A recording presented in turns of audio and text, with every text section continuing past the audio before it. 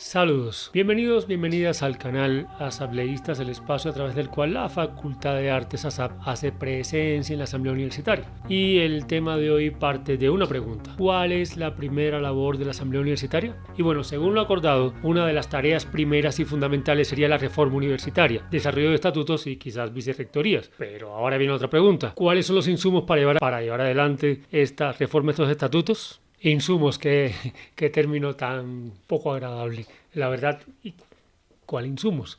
En la hoja de ruta no debería haber otro insumo que no fuera la reforma de la Constituyente 2017, que además se configuró en un proceso bajo una resolución con un trabajo arduo, largo de la comunidad y además en acuerdo y en convenio con una comisión del Consejo Superior, teniendo en cuenta todo, absolutamente todo, teniendo en cuenta conveniencia institucional, teniendo en cuenta la viabilidad jurídica, teniendo en cuenta la viabilidad financiera. Pero resulta ser que estamos donde estamos, llegamos a donde llegamos y se convirtió esa ruta, ese documento que debería ser ya el que está en mora incluso de llevar una fase de socialización y empezar a implementarse, se resulta que es un insumo.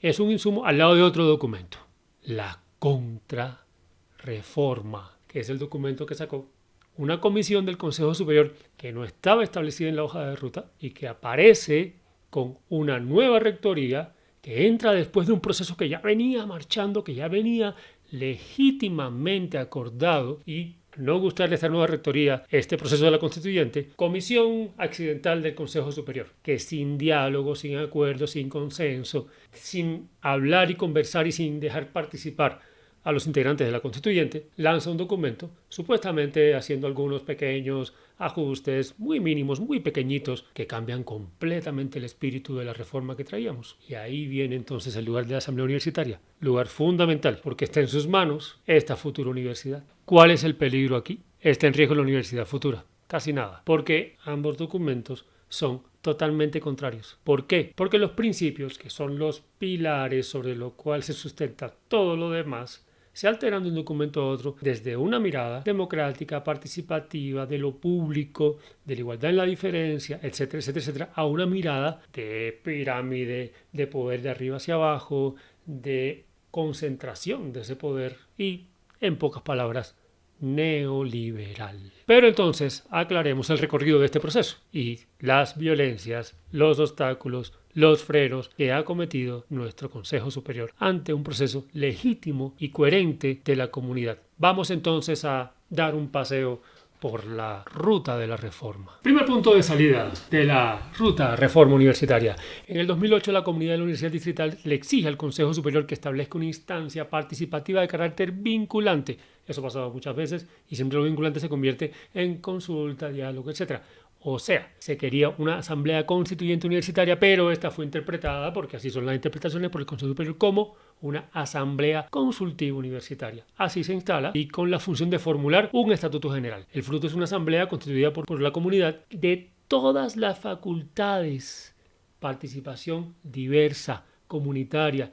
La universidad se puso de acuerdo por primera vez en la historia, consensuaron, acordaron unos nuevos estatutos que era ideal para todos. Arranca ese estatuto y entonces stop. Primera parada, 2009. La Asamblea Consultiva Universitaria de la Universidad Distrital entrega un documento al Consejo Superior, pero esto lo entiende como un documento que es para ser estudiado, y entre 2010 y 2011 crea unas comisiones para editar el texto. Arranca nuevamente. Y de pronto, segunda parada.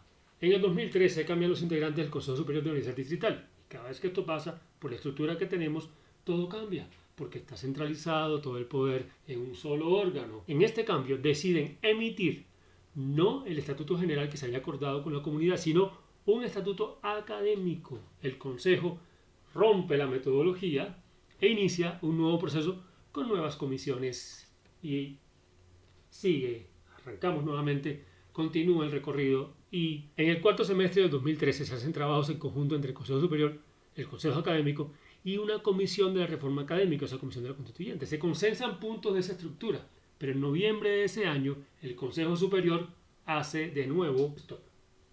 No sé cuántos stops vamos, no sé, ya perdí la cuenta y todavía faltan unos cuantos. Pero ya casi vamos a llegar, no nos vamos a desesperar, hay tiempo para todo. Silencio total, no sabemos nada. Y de pronto, como regalos de Navidad, disfrazados de Papá Noel, aparece el Consejo Superior y presenta los acuerdos 08 y 09, que contradicen los estatutos construidos en la Constituyente. Esto desata una movilización y un paro fuerte en el 2014. Un stop, pero para seguir. Un paro. Este paro del 2014 da lugar y logra como paro, nada de lo aquí logrado ha sido por voluntad de la institución, de los órganos directivos, porque no. Es la comunidad con su presión la que ha logrado todo lo que aquí se ha logrado. Y asimismo que logró que se instalara la Asamblea Constituyente Universitaria, aprobada por el Consejo Superior, la cual sesiona entre octubre y diciembre del 2015 para generar el documento de Estatuto General. El Consejo Superior recibe el documento, pero entonces el Consejo Superior, con su documento en la mano, pare nuevamente. Otro pare, otro stop, otra paradita, una paradita no más, sencilla paradita. ¿Para qué? Casi nada. Para nombrar comisiones y revisar y demora este proceso hasta el 2016. Vuelve el silencio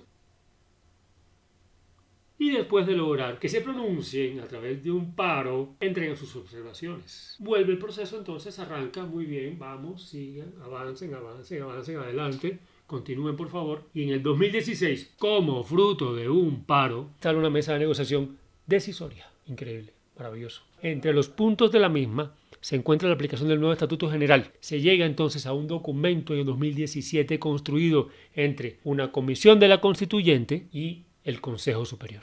Este documento cumple con todas las condiciones requeridas por las partes. Si acaso requería revisión de viabilidad jurídica, económica, conveniencia institucional, todo ese proceso. Pero se aprueba por consenso con todas las necesidades satisfechas. La ruta era entonces socializar con la comunidad y aplicar el documento para continuar con la ruta establecida en una resolución y aprobar una resolución además. Sigue entonces el proceso, vamos a seguir, tenemos un documento, tenemos estatuto, tenemos una reforma, tenemos la reforma ideal, acordada, consensuada, con todas sus estructuras democráticas, participativas, las garantías, los espacios, las cavas, consejos, claustros, centros, nueva idea de institutos, formas de participación. ¡Qué maravilla! La mesa sesiona más de 100 veces, unas 103 veces, para que el documento sea implementado. Pero... stop, otra vez.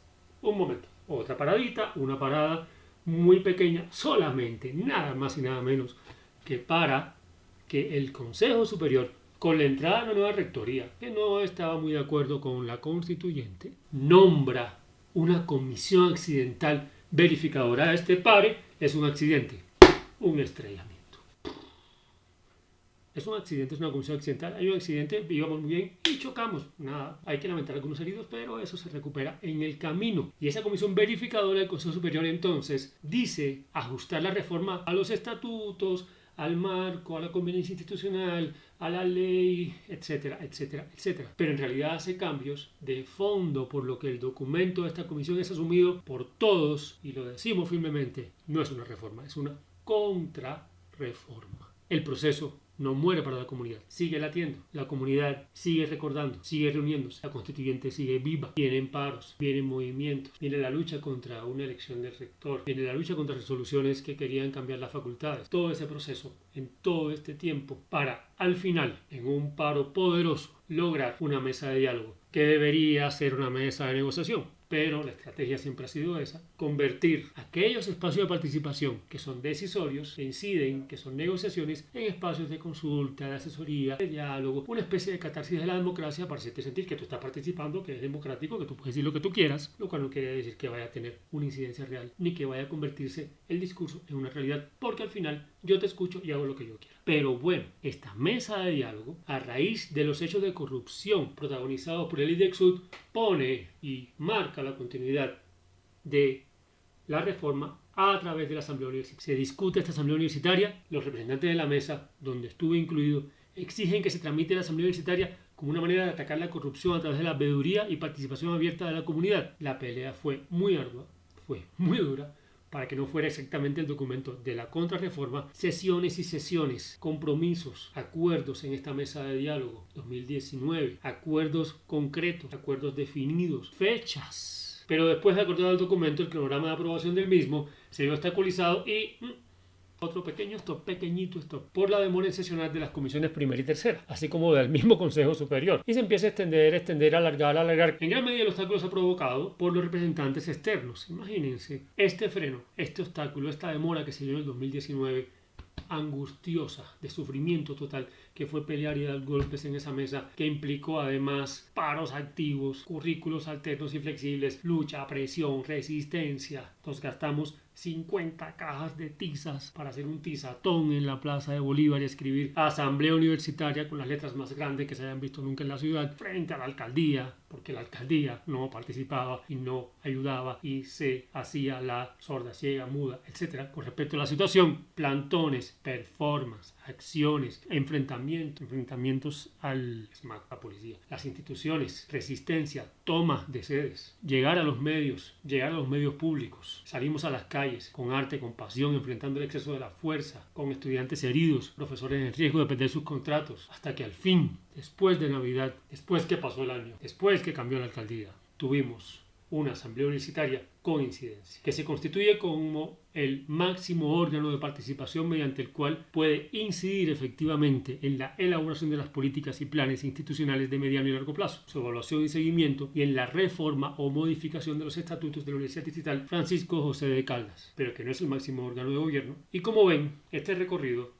de la reforma es algo así como si usted viajara desde el Portal Norte hasta la estación de la Jiménez y le prometen, usted está firmando un contrato para tener esa garantía, le prometen, le aseguran que la ruta en la que se va a subir el Transmilenio es una ruta expreso que lo lleva directo a su destino, estación de la Jiménez. Pero después que se sube, resulta ser que no era expreso, que para en todas las estaciones, pero además cuando ya está llegando a su destino, un destino que fue acordado, que fue firmado, que responde a la necesidad de lo que queremos todos y todas y todes, resulta ser que esa ruta no va para la estación de la Jiménez. Un pequeño desvío, pare la estación y siga y no hay ningún problema. Es un pequeño desvío, no, qué lástima, le habíamos dicho que era estación de la Jiménez, pero no, realmente es Portal Banderas. ¿Cuál es la diferencia? Camine. Igual es la misma vaina, no es la misma vaina. Es bien distinto. ¿Por qué es distinto? Vamos a verlo ahora. Vamos entonces a hacer un recorrido muy rapidito para comparar los dos documentos desde algo fundamental, y son los principios. Para empezar, en la reforma de la Constituyente de 2017 y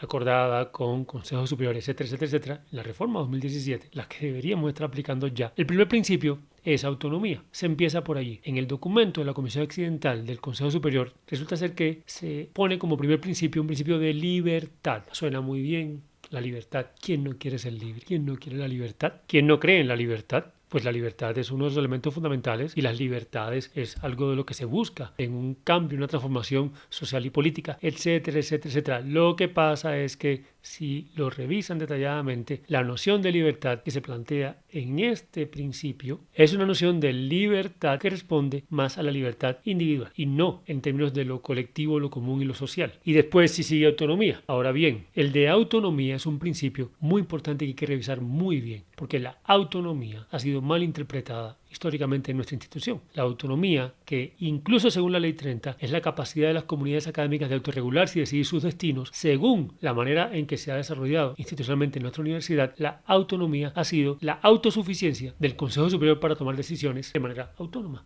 Autonomía de la comunidad. La autonomía debe entenderse entonces como la autonomía universitaria en tanto la universidad como comunidad en su conjunto. Y así libraríamos a la universidad de influencias externas que no tienen que ver con la comunidad, con la universidad. Hemos tenido obstáculos por frenos que vienen desde afuera y por intereses partidistas y políticos que son intereses externos a la realidad nuestra. Pero si esta autonomía no se teje con los demás aspectos que sí están tejidos en la reforma 2017, es una autonomía que podría mantener, reproducir y conservar ese exceso de poder en tanto autonomía de un consejo superior o de solamente un órgano directivo. Entonces, si no se teje con lo que plantea la reforma 2017 en cuanto a diversidad de saberes, la noción de campos, la igualdad en la diferencia, el tejido que se establece de manera rizomática, interactiva, participativa, horizontal. En esa estructura funciona la autonomía. En la estructura piramidal, unilateral, concentración de poder de la contrarreforma no es autonomía, no nos interesa porque ya hemos sufrido con ella. Hay un principio fundamental en la reforma 2017 que es el de la meritocracia. Este principio se cambia en el documento de la Comisión Accidental del Consejo Superior por aquel de igualdad de oportunidades y meritocracia. Pero en ese sentido hay que tener muy en cuenta el discurso de cada documento y cómo se tejen las relaciones entre sí. La meritocracia sería la posibilidad de evitar corrupción y clientelismo, pero también hay que tener en cuenta con qué estándares se relaciona esta meritocracia, porque si es meritocracia con unos estándares que siguen posicionando un tipo de conocimiento por encima de otro, un conocimiento tradicionalmente académico,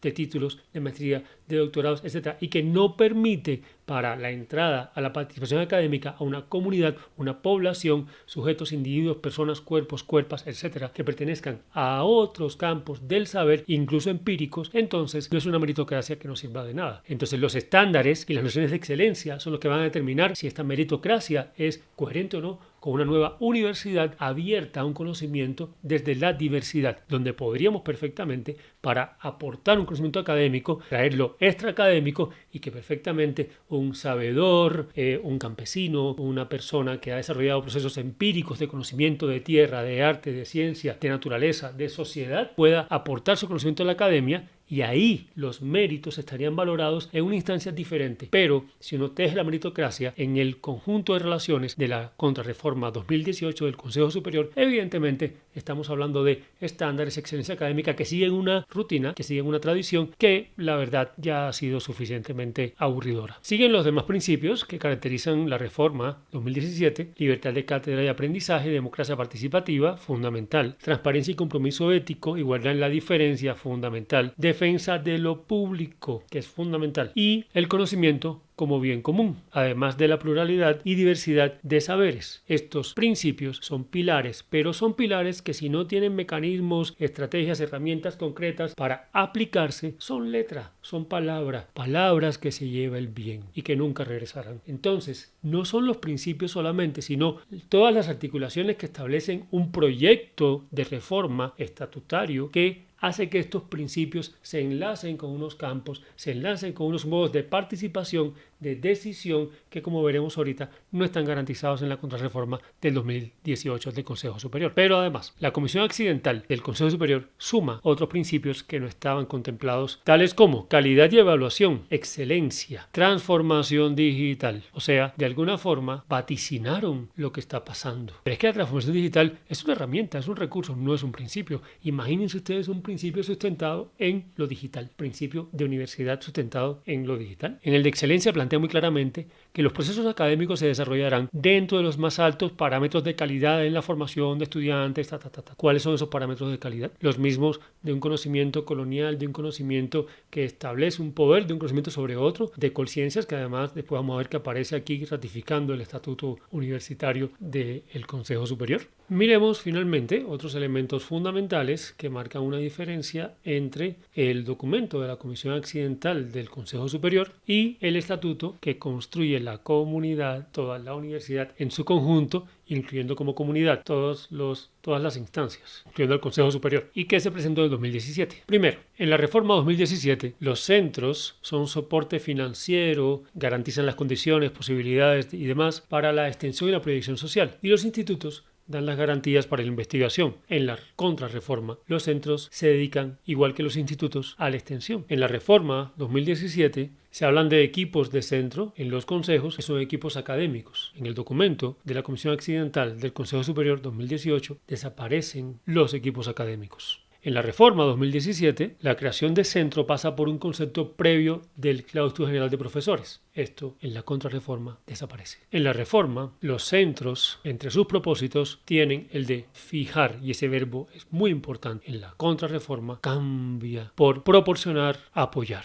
La noción de campos es muy importante. La reforma propone unos campos que están divididos por campos de formación, que se dedican a las facultades, campos de conocimiento y saberes, que se dedican a las escuelas, y los campos estratégicos, que son los institutos y centros. Ahora bien, estos se mantienen, pero en la contrarreforma se vuelve vertical esta noción de campos, porque dependen de las vicerrectorías a las cuales ya se les da una noción de dirección y de jefatura mucho más radical. Se nota un afán en el documento del Consejo Superior, en la contrarreforma, por mantener un sistema de poder atado a la rectoría. En la constituyente se piensa el Consejo de Participación para posibilitar espacios y condiciones de participación. Por supuesto que no existe, incluso hacer veeduría de las elecciones. Pero en la contrarreforma se fusiona con un Consejo Electoral que también pierde su figura, pues en la reforma de la constituyente este Consejo se separaba de la cuestión técnica de las elecciones para velar por el cumplimiento de planes de gobierno, políticas, planes de acción, de manera distinta e independiente a un Consejo que se ocupa de lo puramente electoral. Pero además, el Consejo de Participación Electoral se fusionan en la contrarreforma y se convierten en órganos asesores del Consejo Superior y se elimina la opción de revocatoria. Vemos claramente dos estrategias: convertir los órganos decisorios y participativos en asesores, consultivos, representativos. Y finalmente, una estrategia fantástica que es la concentración del poder, que además es la base de la corrupción.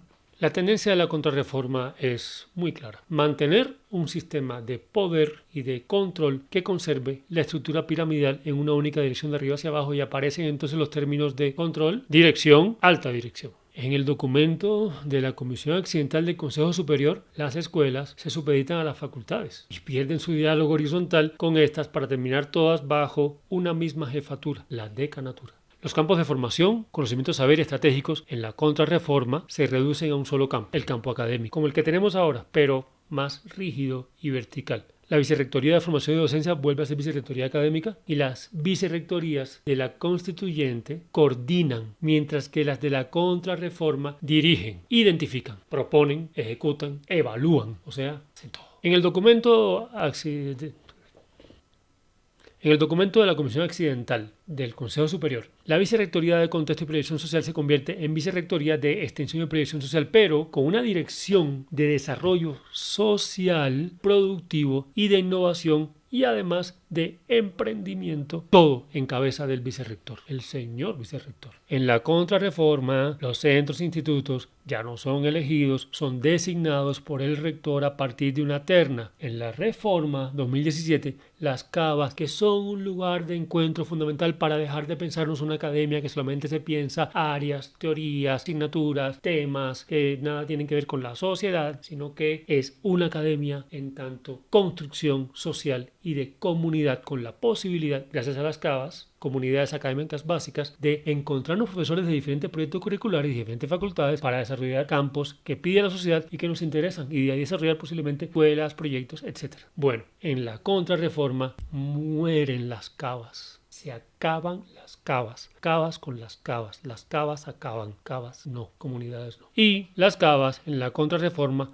no dan lugar a las escuelas, sino que la deciden 10 profesores de planta y 5 doctores. Pero además, la creación de institutos pasa de 2 grupos de investigación, propuesto así por la reforma 2017, a 5 grupos de investigación. Además, categorizados en conciencias, al menos 1 en categoría A y 2 en categoría B. Imagínense ustedes, vuelve Colciencias, un ente externo, a definir no solamente ya nuestra investigación, sino nuestras futuras escuelas. ¿Cómo es posible un estatuto de una universidad que dependa de Colciencias y de las variaciones y de los métodos de evaluación y los parámetros de evaluación y de los estándares que ponga Colciencias cuando quiera ponerlos y cuando quiera cambiarlos? Frente a esto, ¿qué proponemos y qué queremos hacer? ¿Y cuál es el programa de quienes como candidatos nos proponemos desde la Facultad de Artes ASAP? Apreciados conciudadanos, como candidatos de la Facultad de Artes a la Asamblea Universitaria, nos proponemos desarrollar el siguiente objetivo general: ser un enlace real de la comunidad que represento en el espacio de la Asamblea Universitaria y trabajar por la defensa de la misma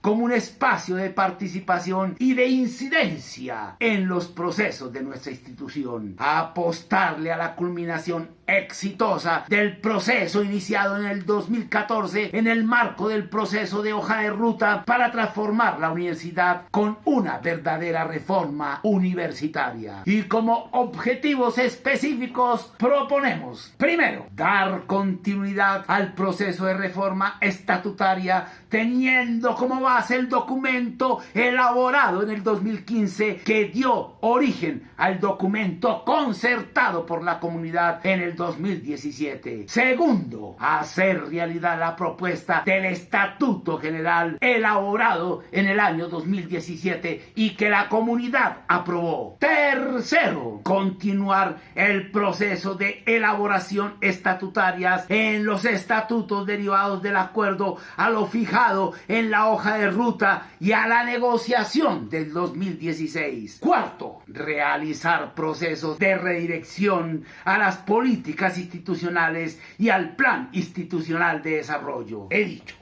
El día de hoy comparto con ustedes la visión de una nueva universidad que permita la participación activa de sus estudiantes en espacios de decisión en pro de construir desde el arte una cultura de educación pública incluyente, inclusiva, gratuita, digna y de calidad para todos y todas. Eso queremos y por eso queremos luchar y estar en la Asamblea Universitaria. Pero además, ¿por qué la Facultad de Artes debe estar en la Asamblea Universitaria? Porque uno de los principios planteados desde la Constituyente implica la diversidad, la mirada diversa de conocimientos, incluyendo las artes, incluyendo la cultura. Además de que el tejido que propone la Constituyente es un tejido relacional, rizomático, que hemos trabajado fuertemente desde el campo de las artes, desde el campo de la cultura. Pero además, porque la relación social y con la ciudad-región que se plantea ha sido suficientemente desarrollada por parte del arte, por parte de nuestra Facultad de Arte y por parte de la cultura en términos generales. Además, entre los principios y las formas de organización, el lugar del arte, de la cultura y la creación en los nuevos estatutos es fundamental. Y desde qué mirada se plantearía, se construiría, se defenderían estos principios si no está la mirada del arte.